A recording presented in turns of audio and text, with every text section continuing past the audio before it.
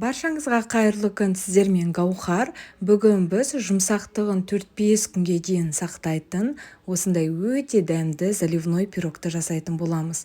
Видеоны соңына дейін қарап, рецепт ұнап жатса, лайк басып, каналыма тіркелеміз. Алдымен қамырын жасап аламыз. Ол үшін бөлме температурасындағы тұрған сары майға қантты қосамыз, бір жұмыртқаны салып, барлығын жақсылап венчиктің көмегімен осылай араластырып аламыз.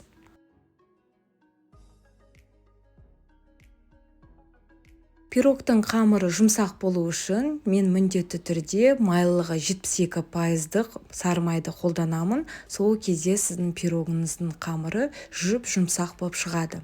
Енді келесі кезекте ұнды алдын ала електен өткізіп аламыз. Бір шай қасық разрыхлительді салып, жұмсақ қамыр елейтін боламыз. Дайын болған қамырды пакетке салып, 10-15 минутқа салмасын дайындағанша пакетке салып қоятын боламыз.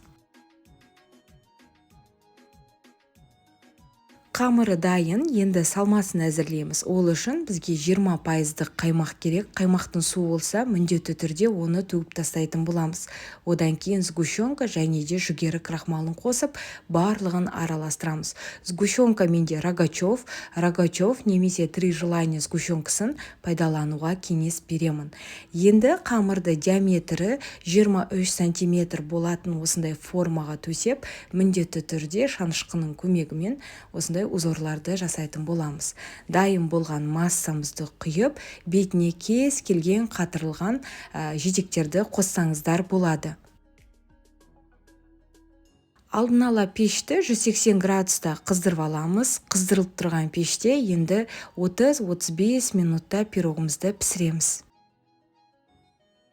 Пирог піскеннен кейін бірінші формасында суытып аламыз. Бөлме температурасында суытып болғаннан кейін тоңазытқышқа 1 сағатқа салып қоятын боламыз.